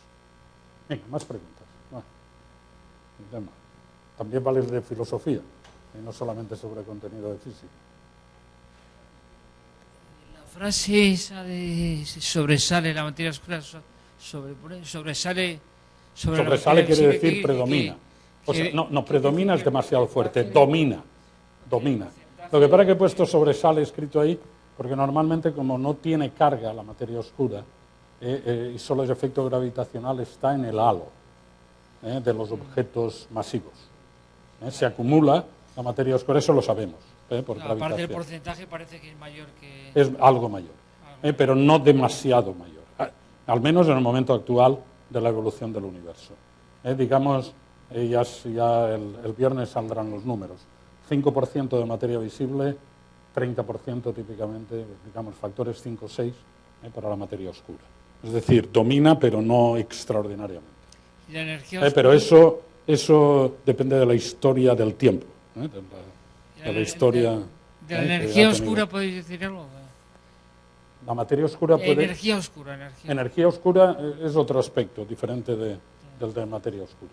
Pero no adelantemos, eso es del viernes.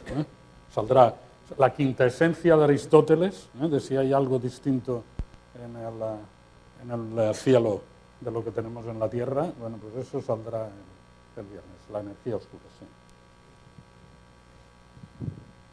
Venga. Otra pregunta, bueno.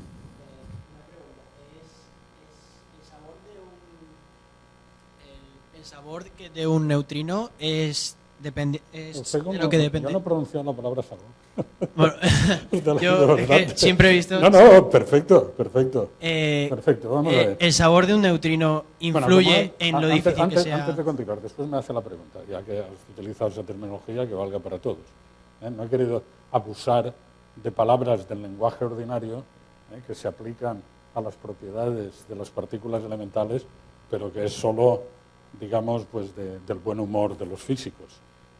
Los quarks tienen no solamente sabor, sino también color. ¿Que tiene algo que ver eso con el color rojo, azul que tenemos por aquí en los asientos? No tiene nada que ver. Meramente porque como hay tres, y se dice por ahí que los colores, pues, de hecho, los ópticos modernos pues utilizan también un grupo de simetría. Con 3 colores los fabricas todos. Y como hay fundamentalmente 3 propiedades de los quarks que son además las responsables, son la carga responsable de las interacciones fuertes, se llama de color. Lo que no es eso es lo que se llama sabor, ha dicho usted. Y es cada una de las familias y de las propiedades que tenemos ahí, los quarks, UD o CS, y en el caso de las partículas que no tienen interacciones fuertes, llamados leptones, pues neutrinos, electrones, pues hay neutrino electrónico, neutrino muónico, decimos que son de distintos sabor. ¿De acuerdo? Bueno, y por ahí, pues en esa jerga, pues incluso hay chistes, flavor physicist, un físico con sabor, los que se dedican más a ese tipo de problemas, que he dicho que es abierto. Vale, pues ya está explicado para todos lo que quiere decir eso. Eso que yo he llamado, para que no fuera, digamos, el eso, especies de neutrinos, son los colores. Bueno. Perdón, no los colores no tienen, los sabores. Bueno, ¿qué pasa con los neutrinos con sabores? ¿Depende de ello la dificultad de detectar un neutrino? No, la dificultad no tiene que ver con ello. También los leptones cargados, y no son difíciles de detectar, tienen sabor, porque tienen carga. El por qué los neutrinos son difíciles de detectar es porque solo tienen interacción débil. Y un poco de broma, para mostrarlo, y decir que no pasa nada de que nos estén atravesando neutrinos continuamente a nosotros, es que se dice que incluso cuando conseguimos ponerlos en un haz secundario, porque como no tienen carga, no puedo acelerarlos directamente a través de cavidades de aceleración, pero acelero partículas cargadas, y que ya lo habéis visto ahí, que se desintegran a neutrinos, y a partir de eso tengo haces secundarios de neutrinos. A veces se dice de broma, pues no, es irrelevante que nos crucen. De hecho, el haz de neutrinos del CERN pasa por el despacho del director general del CERN. Lo dice un poco para que se vea. Es decir, la dificultad de detección, bueno, pues está en eso, en que efectivamente tienen interacción débil. Y los detectores de partículas están utilizando fundamentalmente las interacciones electromagnéticas para detectarlas. ¿De acuerdo? Bueno, como he dicho que se detectan, pero tiene que ser con detectores muy masivos, que no tengan un fondo de partículas cargadas, es decir, hay que ir a determinadas situaciones en que conseguimos ese fondo, por ejemplo, de ahí pues laboratorios subterráneos, en particular para los que vienen de fuera, para los que vienen de rayos cósmicos. Por la misma, a veces se dice, en el pecado está la penitencia, pero a veces también está el éxito. Por el hecho de que no tienen interacción, son enormemente penetrantes. Es decir, los neutrinos solares yo los observo también de noche, aunque hable del Sol, porque el Sol está en la otra parte de la Tierra y cruzan la Tierra sin ningún problema. ¿De acuerdo? Es decir, que bueno, una cosa por la otra. Precisamente por el hecho de que me es difícil detectarlos, tampoco se absorben cuando pasan a través de la materia y son muy penetrantes a través de la materia. ¿De acuerdo? Sí.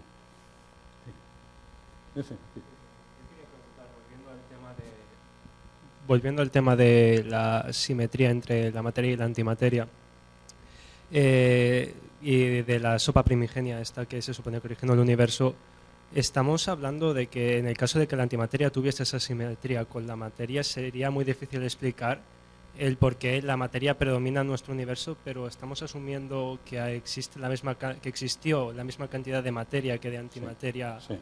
¿Hay algún motivo por el cual podemos asumir esa eso? Hipótesis no la discute nadie. Esa hipótesis no la discute nadie porque lo que existe proviene de reacciones entre esas partículas elementales. Y todo lo que observamos es que, salvo una pequeña violación que no puede explicar el efecto observado en el universo, de la simetría del universo, efectivamente todas las interacciones son simétricas. Es decir, en la producción de las distintas partículas de esa sopa primigenia, que efectivamente es un lenguaje o primordial, del universo primordial, primitivo, en el lenguaje ordinario, primigenia, primordial, es una terminología para entusiasmar al personal, digamos universo primitivo. El universo no era como lo conocemos ahora, solamente se formó, ya digo, hidrógeno pues después de 380.000 años, antes de todo eso. Efectivamente, el universo comprimido y caliente era como las partículas que hoy observamos en los laboratorios de física de partículas. Bueno, eso era, de hecho, ya que me están haciendo esas preguntas, eso es la introducción para la charla del viernes. ¿Por qué los físicos de partículas que estamos en un extremo en la escala de distancias nos interesa también qué es lo que sucede al otro extremo? No es meramente por el eso, es que resulta que la física está conectada. El universo primitivo es física de partículas. ¿De acuerdo? Y la estructura a gran escala del universo vino después de un tiempo de la evolución del universo. ¿De acuerdo? Es decir, esa escala que para que tengamos información de ella resulta que tenemos que ir a grandes distancias para tener el universo primitivo, es física de partículas. No es que sea interesante como la física de partículas, que digan, bueno, no, es que es física de partículas. ¿De acuerdo? Y efectivamente todas esas interacciones son simétricas, eso no lo discute nadie. Que hubo una época primigenia en que había materia y antimateria simétrica. Y de hecho tenemos algunas evidencias en algunos fenómenos. No solamente por lo que observamos hoy en los laboratorios de física de partículas, sino porque incluso por observaciones cosmológicas. Hoy día ya hablamos de eso, observaciones cosmológicas. De nuevo adelantando algo, pero bueno, no lo pensaba decir el viernes, por lo tanto lo digo ahora. Ya es eso. Cuando yo era estudiante de bachiller, con un catedrático de filosofía extraordinario, represaliado del franquismo, que nos los enviaban a Alicante, yo no sé por qué, a los grandes catedráticos que estaban marcados políticamente. Bueno, pues resulta, además puedo decir el nombre, porque no estoy diciendo algo extraordinariamente positivo de él, Fernando Puig, catedrático del Instituto Jorge Juan. Jorge Juan desde el año 55, antes no era el nombre de Jorge Juan. Por cierto que Jorge Juan, todos ustedes deberían saber quién es, que seguramente no lo saben, porque lo he preguntado a muchos alicantinos. Un gran enciclopedista, a ver, ¿cómo se dice? Enciclopedia. Así, cuidado con eso. Es decir, Jorge Juan es uno de los que creó el sistema métrico decimal, eso que aún los británicos no han aprendido, digámoslo así.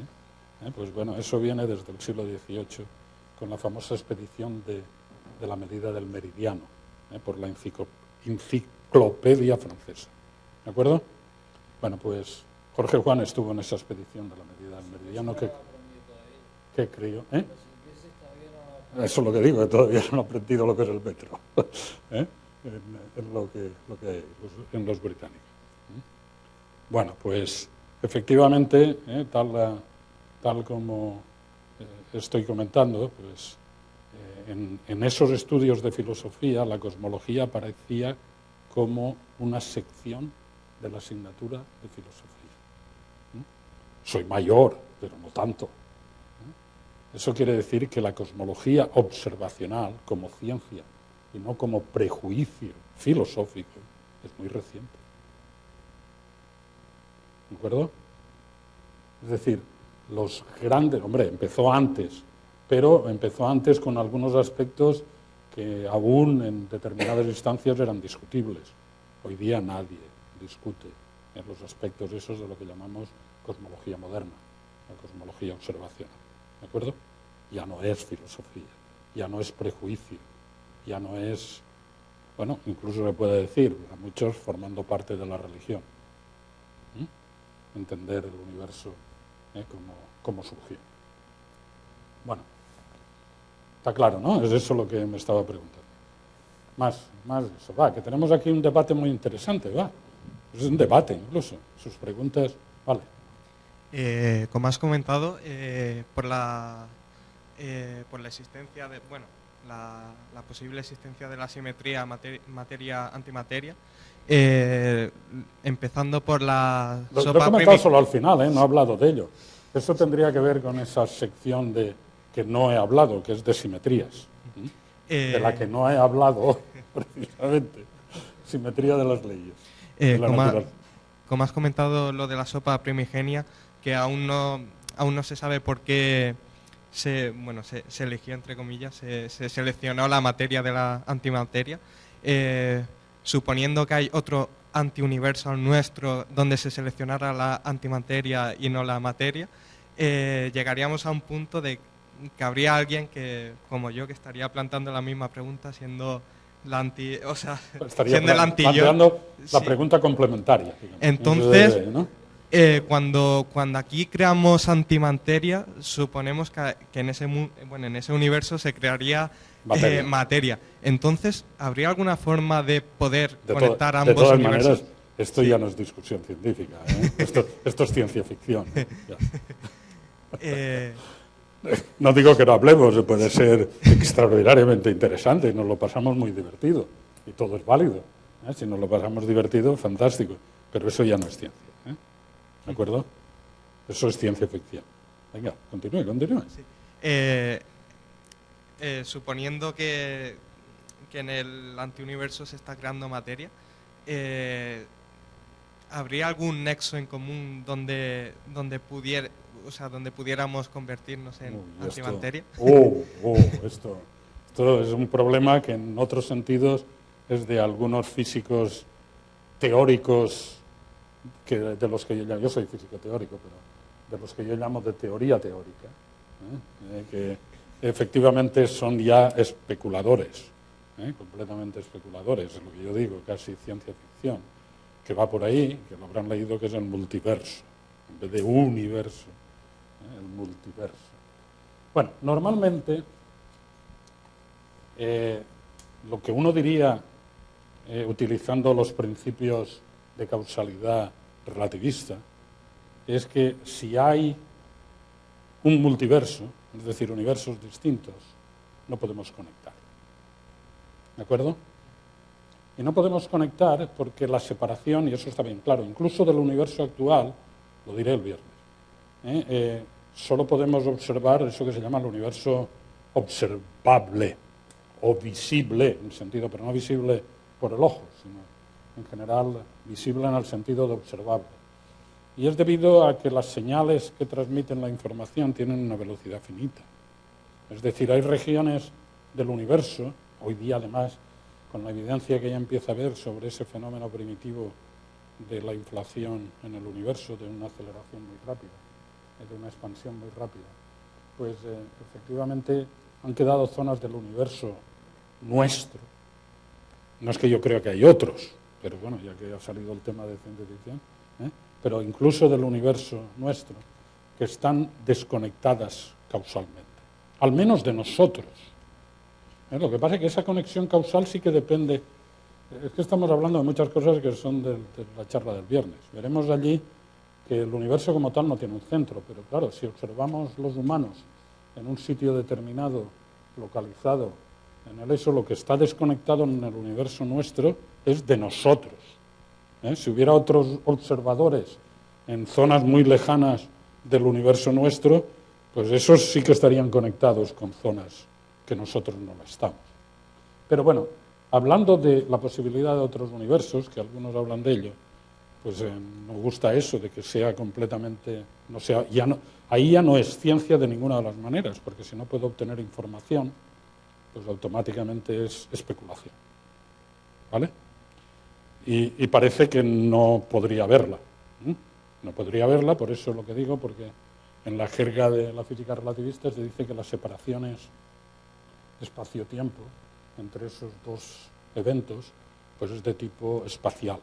Es decir, no hay ninguna señal que pueda conectar esos puntos automáticamente. Pero ahora viene que en mecánica cuántica, cuando me voy más allá de la física relativista, sin más, en mecánica cuántica existen correlaciones, tiene que ver eso con, en castellano es muy difícil de traducir, entanglement cuántico, enmarañamiento, lo traduzco yo, otros lo traducen entrelazado, no me gusta la palabra, un lazo conecta dos cosas que tienen entidad separada. Precisamente el fenómeno cuántico es cuando existe una correlación tal que no hay como como una tela de araña, que no hay puntos que se conectan, están todos con todos. Por eso mi traducción del entanglement inglés es enmarañamiento más, pero no me han seguido muchos, dicen que es demasiado, no sé, pero bueno, es más una tela de araña que un entrelazado. Bueno, pues efectivamente hay correlaciones que no tienen que ver con propagación de una señal, que son fenómenos cuánticos. Esos son los famosos, pero seguro que lo han leído por ahí, porque son las cosas esas, que como es ciencia ficción, pues son los llamados agujeros de gusano. Agujeros de gusano, que son los que son capaces de conectar distintos universos. Fenómeno cuántico y que no tiene que ver con propagación de una señal. O sea que si quieres saber algo de todo eso que está preguntando, métase en un agujero de gusano. ¿De acuerdo?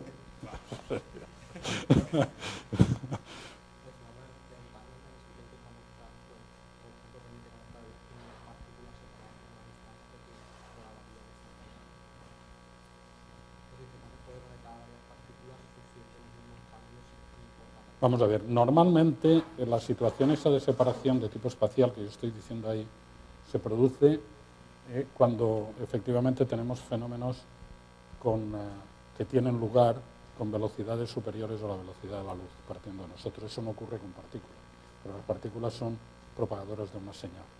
Si puede suceder, por ejemplo, en la expansión del universo y no pasa nada. Cuando la gente dice que velocidades superiores a la velocidad de la luz están prohibidas para, digamos, propagación de información. Pero no pasa nada. De hecho, en la expansión del universo ha habido momentos en que la velocidad de expansión era mucho más grande que la velocidad de la luz, no pasa nada. Precisamente por eso han quedado desconectadas de nosotros. Solo vemos una parte. Exacto. Bueno, de hecho, el viernes veréis una transparencia que se ve muy clara, porque llegamos al universo observable pues hasta un límite. Bueno, más preguntas, va. Aparte de ciencia ficción también hay filosofía, yo he dicho cosas filosóficas. Y los quarks, y la antimateria. Bueno, antimateria hemos hablado mucho aquí. ¿Vale? Bueno. El viernes continuamos. Muy bien.